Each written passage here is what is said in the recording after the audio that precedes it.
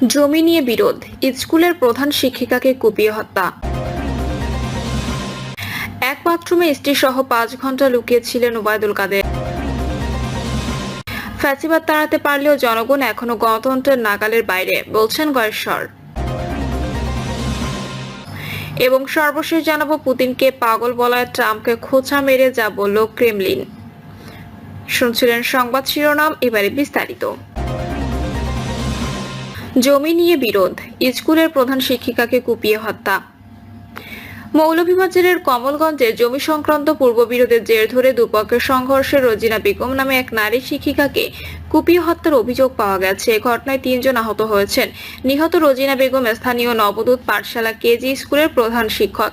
নিহত নারী একই এলাকায় মৃত নিজাম মিয়ার মেয়ে। আহতরা বলেন, ধলাইরপাড় এলাকায় মৃত চেরাগ মিয়ার ছেলে জালাল মিয়া, ভাসানীগাঁও গ্রামের মৃত নিজাম উদ্দিনের ছেলে হারুন মিয়া, তার স্ত্রী নুরুন্নাহার লুবনা, আব্দুর রহিমের ছেলে রেজাউল আহমেদ সাগর ও সাগরের মামা আজগর মিয়া। কমলগঞ্জ থানার ওসি সৈয়দ ইফতেখার হোসেন বলেন, এই ঘটনার সঙ্গে জড়িত 3 জনকে আটক করা হয়েছে। এ বিষয়ে মামলা প্রক্রিয়াধীন। মাধবপুর ইউনিয়ন পরিষদের স্থানীয় ইউপি সদস্য মোতায়ের আলী বিষয়টি নিশ্চিত করে বলেন, রোজিনা বেগম স্থানীয় একটি কেজি স্কুলের প্রধান শিক্ষকের দায়িত্বে ছিলেন।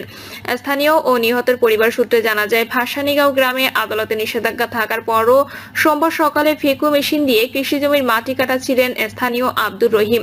খবর পেয়ে জালাল মিয়া মাটি কাটে বাধা দেন। পরে আব্দুর রহিমের ছেলে সাগর, তার মামা আজগর মিয়া ও মনির মিয়া সহ কয়েকজনকে দেশীয় অস্ত্র নিয়ে হামলা চালান। হামলায় জালাল আহমেদের পায়ের রগ কাটা পড়ে।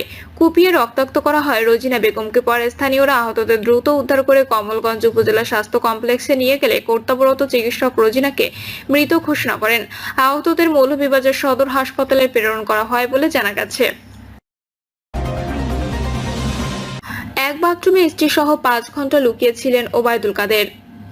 ছাত্র জনতার গণঅভ্যুত্থানের মুখে গত বছরের 5ই আগস্ট ক্ষমতাচ্যুত হয় আওয়ামী লীগ সরকার। সাবেক স্বৈরশাসক শেখ হাসিনা তার নেতাকর্মীদের ফেলে পরিবারের লোকজনদের নিয়ে পালিয়ে যান ভারতে।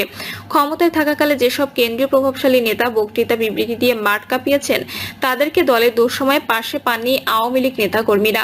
চরম দুঃসময়ে যেসব নেতা দলীয় কর্মীদের পাশে ছিলেন না, তাদের মধ্যে অন্যতম আওয়ামী লীগ সাধারণ সম্পাদক ও সাবেক সেতুমন্ত্রী ওবায়দুল কাদের। গণঅভ্যুত্থানের দীর্ঘ সময় কেটে গেলেও তিনি টু শব্দটি পর্যন্ত করেননি, ছিলেন আড়ালে। অথচ আগে প্রায় প্রতিদিনই বিরোধী দলকে নিয়ে উস্কানিমূলক বক্তব্য দিতেন তিনি। সম্প্রতি ওবায়দুল কাদের মিডিয়ার সঙ্গে কথা বলেছেন। ভারতীয় গণমাধ্যম দ্য ওয়ালের এক্সিকিউটিভ এডিটর অমল সরকারকে দেওয়া ওবায়দুল কাদেরের এক সাক্ষাৎকার সোশ্যাল মিডিয়ায় ভাইরাল হয়েছে, যেখানে তিনি জানিয়েছেন, জনতার ক্ষোভ থেকে বাঁচতে তিনি স্ত্রী সহ এক বাথরুমে 5 ঘন্টা লুকিয়েছিলেন। 5ই আগস্টের পর কতদিন দেশে ছিলেন এবং পরে কিভাবে পালিয়েছেন সেটিও বেরিয়ে এসেছে ওই সাক্ষাৎকারে।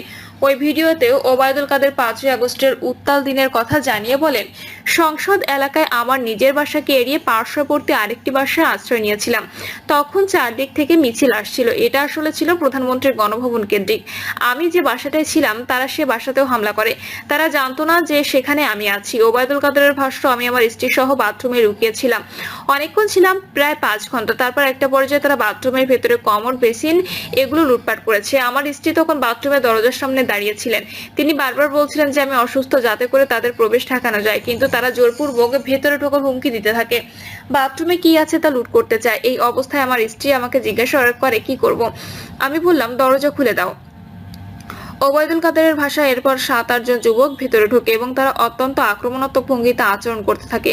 হঠাৎ তারা আমার দিকে তাকিয়ে বলে, নেতৃত্ব চলে গেলেন, আপনি যাননি কেন? আমি তখন কিছু বলতে যাচ্ছিলাম, কিন্তু এর মাঝেই তারা আচরণ পাল্টে ফেলে। কেউ একজন বলে, আপনার ছবি তুলবো। তারপর শুরু হয় ছবি তোলা। কেউ কেউ সেলফিও নেয়। ধারণা করি এদের মধ্যে অনেকেই আমাকে চিনত। তিনি জানান, ঠিক কী কারণে প্রথমে তাদের মধ্যে এত আক্রমণাত্মক মনোভাব ছিল আর কেন হঠাৎ করে সেই আচরণ শীতল হয়ে গেল, তা তিনি বুঝে উঠতে পারেননি।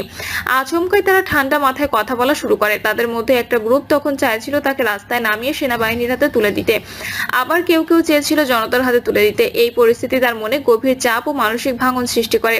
এরপর তারা তাকে একটি শার্ট, লাল পতাকা সংবলিত ব্যাজ এবং মুখে কালো মাস্ক পরিয়ে সংসদ এলাকা থেকে গণভবন অভিমুখে বড় রাস্তায় হাঁটিয়ে নিয়ে যায়। হঠাৎ কোথা থেকে একটি খালি ট্যাক্সি বা ইজি বাইক এসে হাজির হয়। সেই মুহূর্তে রাস্তায় কোনো গাড়ি ছিল না। তিনি মনে করেন এটি হয়তো তার ভাগ্যের বিষয় ছিল। এক প্রশ্নের জবাবে স্বৈরাচার হাসিনার অন্যতম এই সহযোগী বলেন, তাদের মধ্যে 2 জন তাকে ও তার স্ত্রীকে সেই গাড়িতে তোলে এবং পথে যেতে যেতে চারপাশে চেকপোস্ট ও লোকজনকে উদ্দেশ্য করে বলে, চাচা চাচি অসুস্থ, হাসপাতালে নিচ্ছি, বিরক্ত করবেন না। এইভাবে তারা তাকে অনেক দূরের একটি জায়গায় নিয়ে যায়। তিনি বলেন, ভাবতে পারেনি যে তারা কয়েক মিনিট আগে বাথরুমে জোর করে ঢুকেছিল, তারাই আমাকে এভাবে রক্ষা করবে। সেদিন বেঁচে যাওয়া ছিল একেবারে অপ্রত্যাশিত, এটা ছিল পরম সৌভাগ্যের ব্যাপার, এটাই সবচেয়ে গুরুত্বপূর্ণ। তবে সেখান থেকে পালিয়ে গেলেও পরবর্তী 3 মাস দেশেই ছিলেন ওবায়দুল কাদের। ফন্দি আর ছিলেন দেশের শ্রমিক অসন্তোষ ও বিক্ষোভকে কাজে লাগিয়ে আবারও রাজনীতিতে সক্রিয় হওয়া। ফ্যাসিবাদ তাড়াতে পারলে জনগণ এখনো গণতন্ত্রের নাগালের বাইরে, বলছেন গয়েশ্বর। স্বৈরাচার পালিয়ে গেলে ও দেশে এখনো গণতন্ত্র প্রতিষ্ঠিত হয়নি বলে মন্তব্য করেছেন বিএনপির স্থায়ী কমিটির সদস্য গয়েশ্বর চন্দ্র রায়। তিনি বলেন, দেশে গণতন্ত্র প্রতিষ্ঠায় নির্বাচন গুরুত্বপূর্ণ। গয়েশ্বর বলেন, ফ্যাসিবাদ তাড়াতে পারলেও জনগণ এখনো গণতন্ত্রের নাগালের বাইরে। বিএনপি এখনো গণতন্ত্রের লড়াইয়ে আছে, জনগণের ভোটাধিকার প্রতিষ্ঠার মাধ্যমে তা প্রতিষ্ঠা করা হবে। তিনি আরো বলেন, গণতন্ত্র এখনো আলোর মুখ দেখেনি। গণতন্ত্রের লড়াইয়ে বিগত দিনে খালেদা জিয়ার বিরুদ্ধে অনেক মিথ্যা মামলা করা হয়েছিল, তাকে হত্যা চেষ্টাও করা হয়, তারপরও তিনি ফ্যাসিবাদের বিরুদ্ধে লড়াই করেন। ভারপ্রাপ্ত চেয়ারম্যান তারেক রহমান দেশের বাইরে থাকলেও সবসময় নেতাকর্মী ও জনগণের পাশে থেকেছেন। তিনি পুরো জাতিকে ঐক্যবদ্ধ রেখেছেন। ছাত্র জনতার আন্দোলনেও সহযোগিতা করেছেন বিএনপি। গয়েশ্বর বলেন, 17 বছর দেশে সুষ্ঠু ভোটের মাধ্যমে জনগণের ভোটাধিকার প্রতিষ্ঠায় বিএনপি আন্দোলন সংগ্রাম করেছে।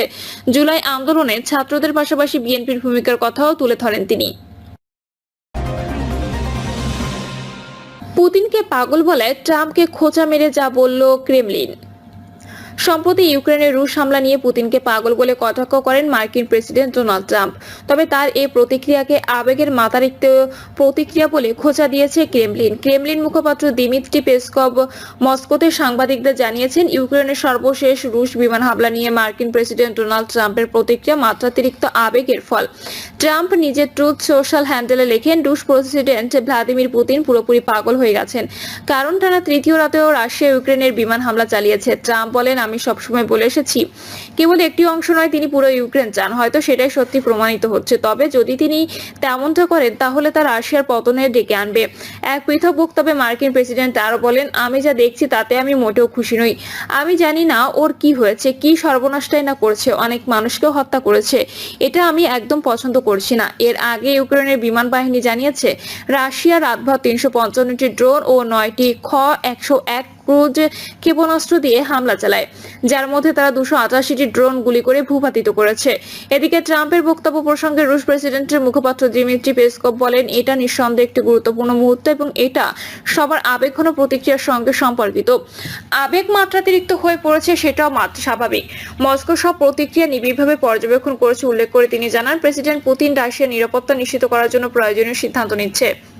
এ সময় রাশিয়া ও ইউক্রেনের মধ্যে প্রত্যক্ষ আলোচনা শুরু হওয়াটাকে একটি অত্যন্ত গুরুত্বপূর্ণ অর্জন হিসেবে দেখা হচ্ছে উল্লেখ করে পেসকভ বলেন, এই আলোচনা আয়োজনের ক্ষেত্রে যুক্তরাষ্ট্র বিশেষ ভূমিকা পালন করেছে। তার ভাষায়, এই আলোচনার প্রক্রিয়া শুরু করতে সহায়তা করার জন্য আমরা সত্যিই কৃতজ্ঞ, যুক্তরাষ্ট্রের প্রতি এবং ব্যক্তিগতভাবে প্রেসিডেন্ট ট্রাম্পের প্রতিও। তবে দ্বিতীয় দফায় আলোচনার সময় ও স্থান নিয়ে এখনো কোনো চূড়ান্ত সিদ্ধান্ত হয়নি বলেও জানান ক্রেমলিন মুখপাত্র।